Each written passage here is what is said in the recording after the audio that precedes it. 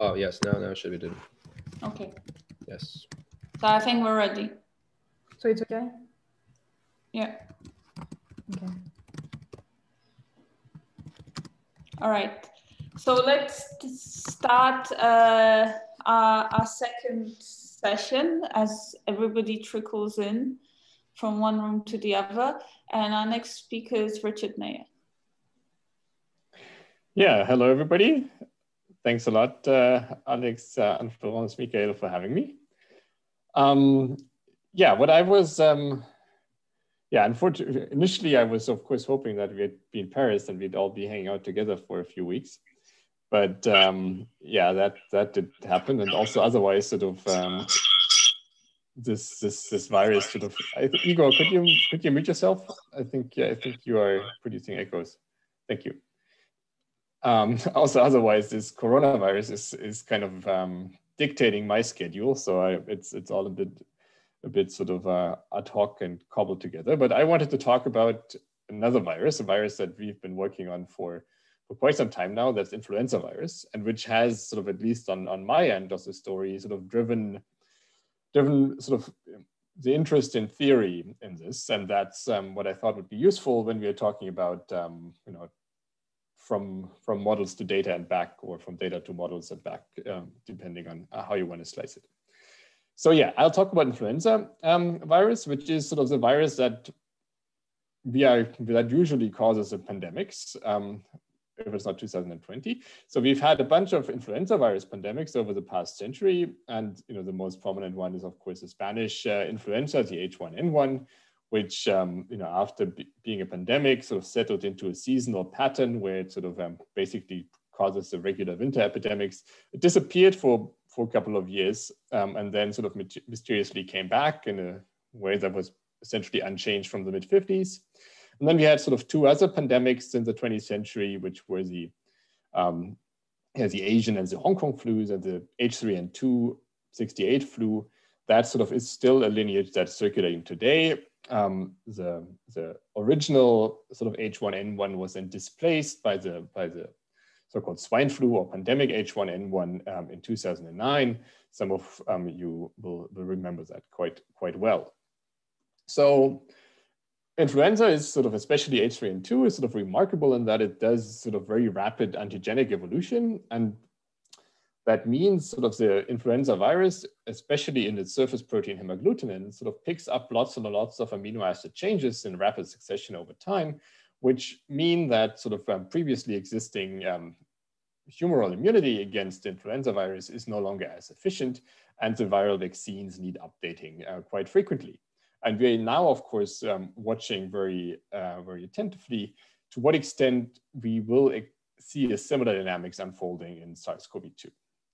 And sort of these vaccine updates, they are kind of presented here as these sort of gray crosses, which are representative of influenza viruses chosen to as representatives in the seasonal influenza vaccine. Now this evolution, so you see a tree here over the past 30-something years. This evolution sort of goes along with sort of rapid replacement of amino acids across the protein. And what I've shown here, and you'll see that this is a little bit of a misleading sort of red herring here, that you know, at position 189, for example, the dominating amino acid was replaced multiple times over the past 30 years. So this is there's sort of, in some sense, there's sort of a rapid adaptation going on where the virus is adapting to the also evolving collective human immune response and tries to evade that as much as it can. Now, there's sort of a little bit more to this story. So I just showed you sort of an H3N2 phylogeny, which has a very characteristic sort of spindly ladder-like shape, meaning diversity at any given point in time is actually very low.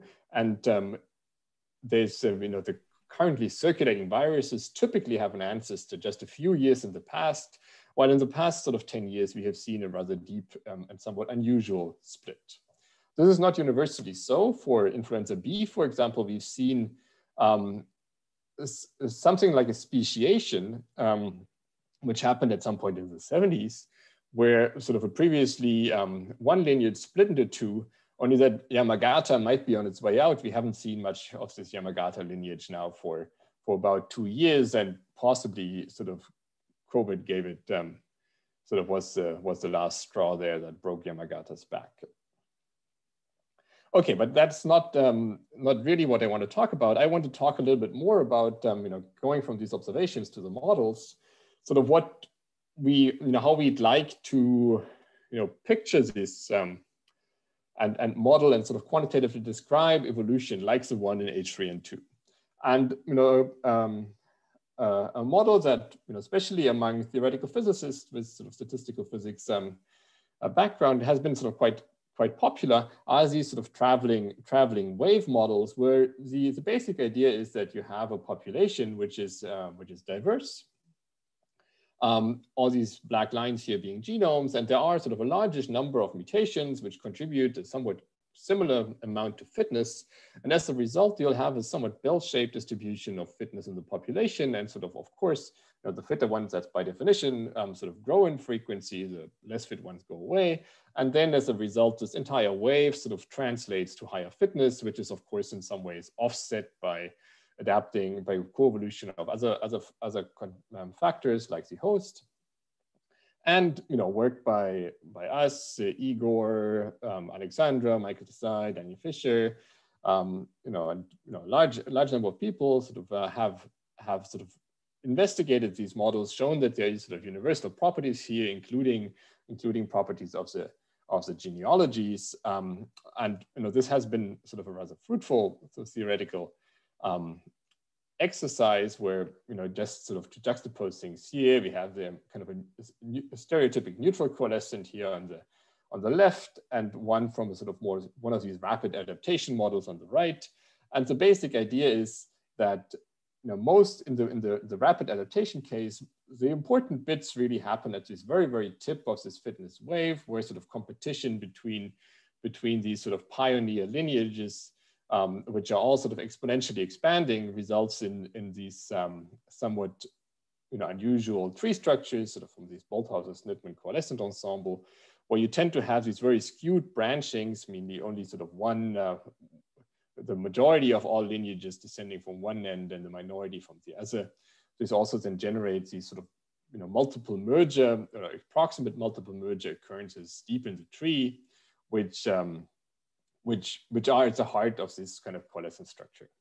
And these multiple merger events, they sort of correspond to some lucky lineages sort of getting ahead of the pack here, expanding exponentially for a while before the rest catches up.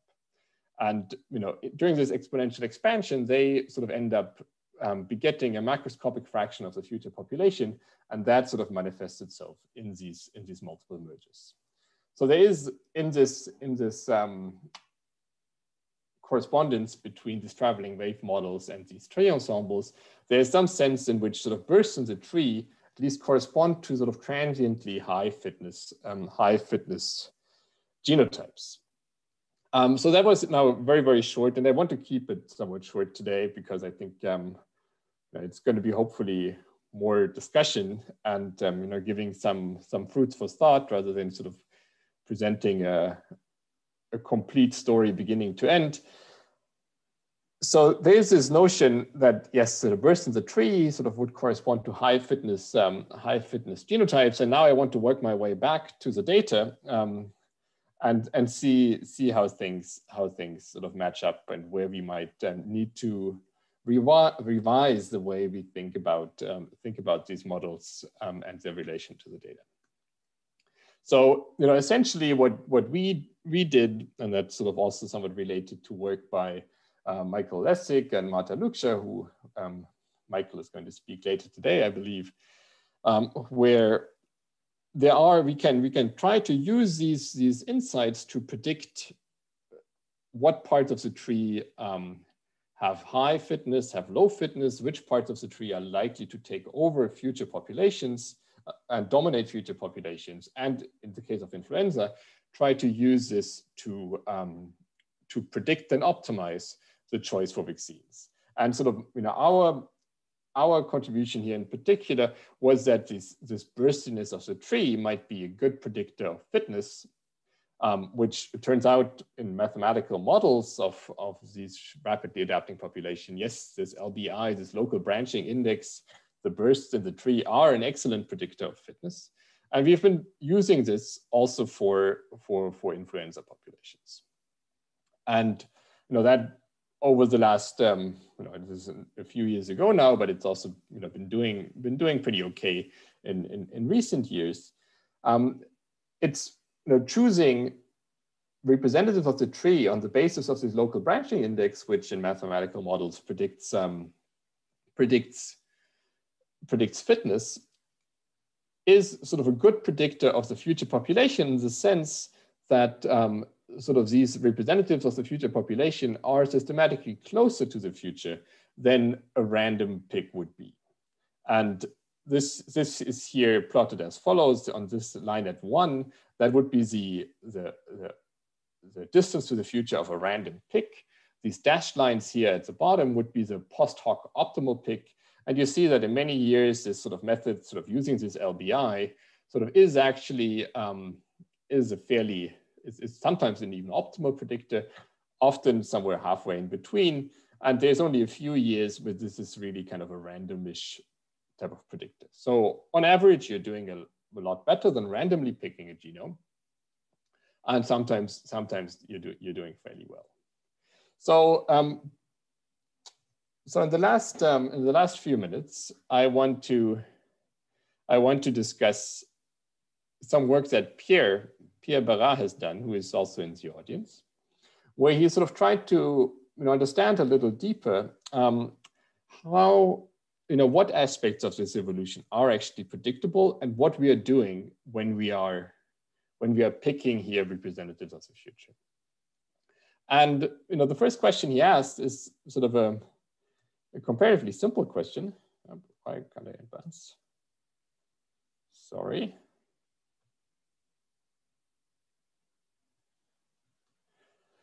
He sort of looked at trajectories of mutations in H3N2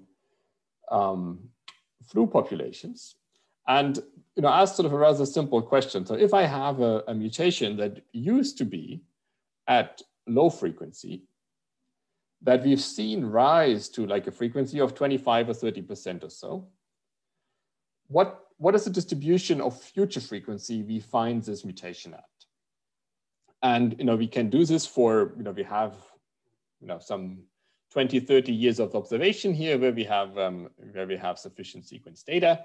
We can construct an ensemble of these trajectories, which all sort of goes through a particular frequency window at a particular time, and ask what does the dynamic look like here in the future? And if this picture that I told you about in the beginning, that we see rapid adaptation, sort of many selective sweeps where sort of one amino acid gets replaced by the next and so forth. If this is sort of the dominating picture, you'd expect that a mutation that actually makes it to to 30% or so will persist in frequency, will persist to rise, and fixate more often than not in the population, meaning fixate, meaning going to 100%. However, that is sort of very, very clearly not what one finds, in particular not for H3N2. So this is, this is here our cartoon. This is sort of how sort of messy and jumpy this looks in reality. But so the black line here is the average trajectory, where this is all being conditioned on going through this frequency window here between 25 and 35% at time equal to 0. So time shifted to so that they're all aligned here. And you see that, yes, due to this conditioning, it's rising quickly before, but after that time point Pierre conditions on, it's perfectly flat. While if the dynamics was dominated by selective sweeps, we would at least sort of expect this this curve to continue to rise and at least maybe flatten off a little further, but you'd expect this to end up at a level that's higher than the frequency you condition on initially. And in fact, sort of at the very end of this curve here, this value, that is a fraction of the trajectories that actually made it all the way to fixation, while 1 minus that, so the missing bit here is the fraction of trajectories that went back to 0 and disappeared. So, and what you'll see here, that roughly the probability that a trajectory that makes it to 30% fixes is actually 30%. And this is what happens to be the exact value that you'd expect if the dynamics was completely neutral. However, we know very well that the dynamics and evolution of influenza virus is not neutral at all. So there's something that seems to conspire such that the dynamics of individual trajectories looks almost as if the dynamics was neutral, at least when looked at from this perspective of where do they end up eventually as a fixation probability.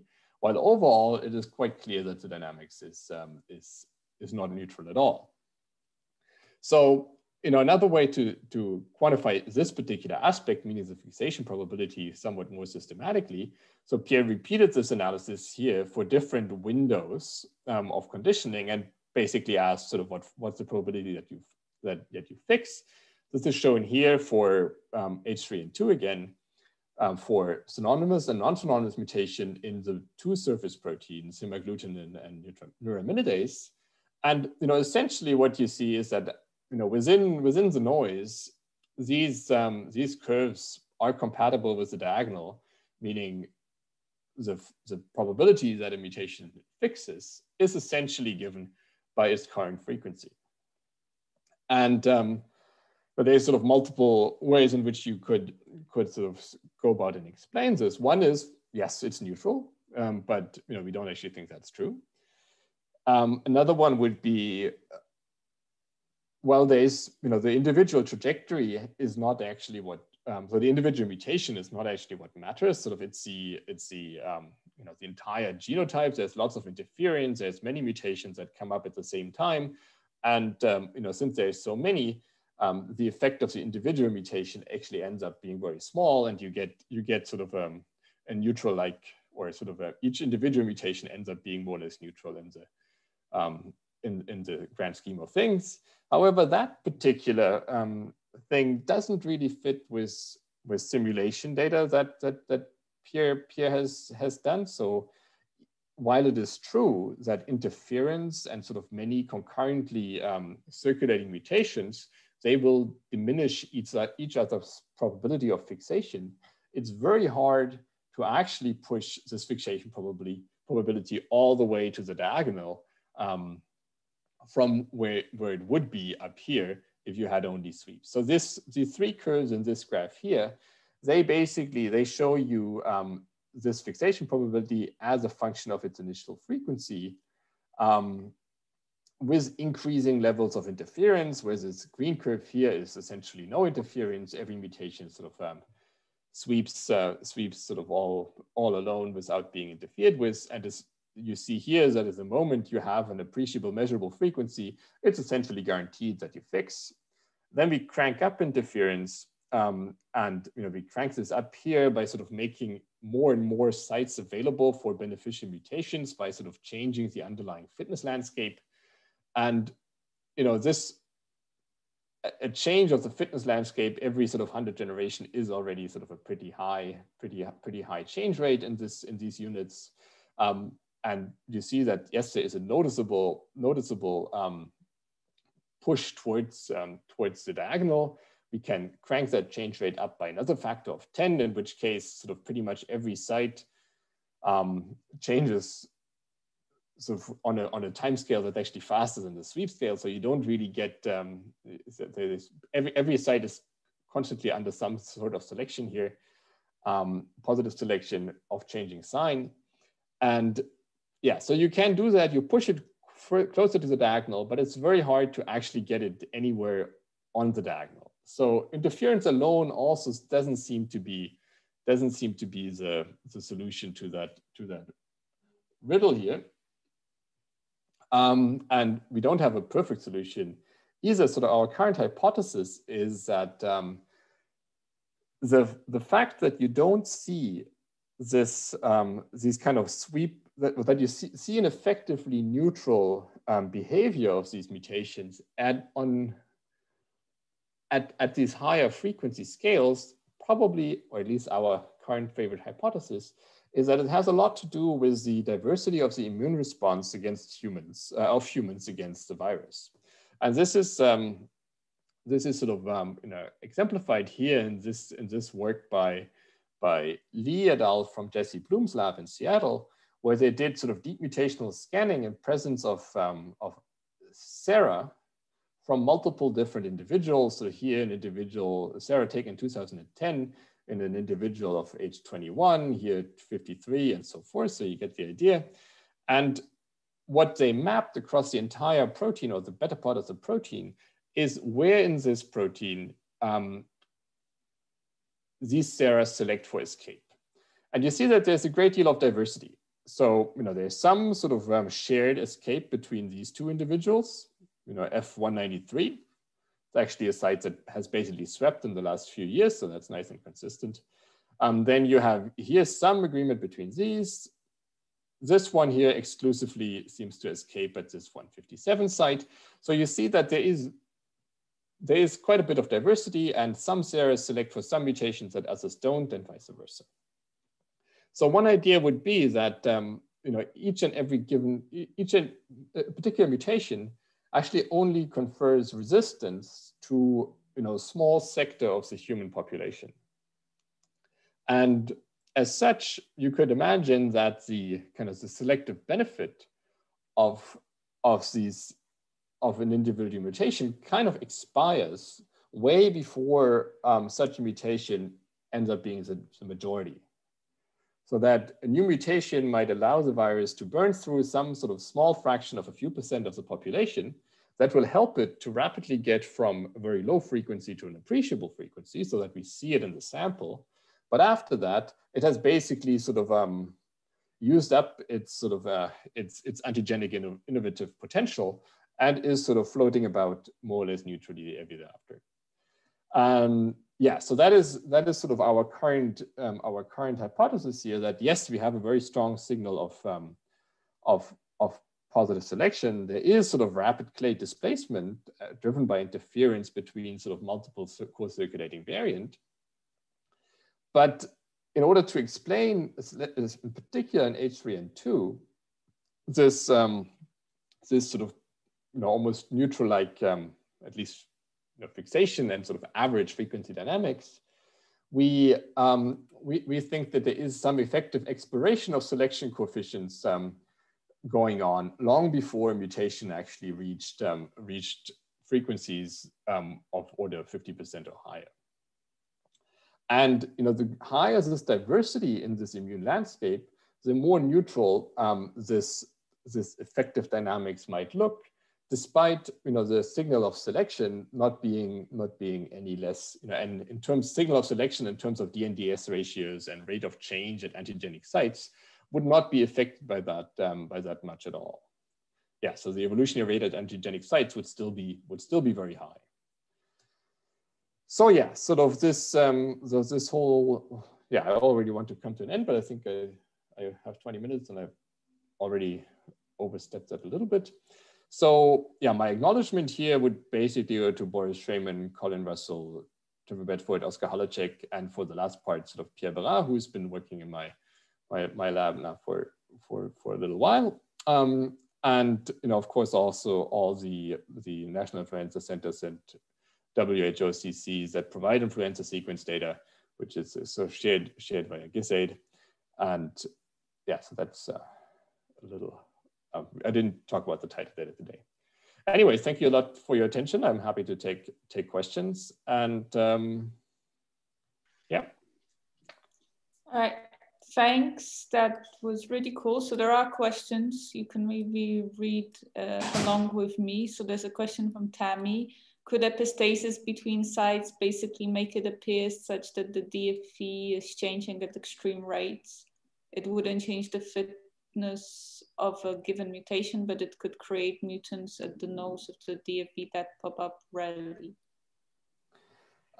Yeah, we've sort of played with that a little bit, and it's certainly true that one idea that we had is that if you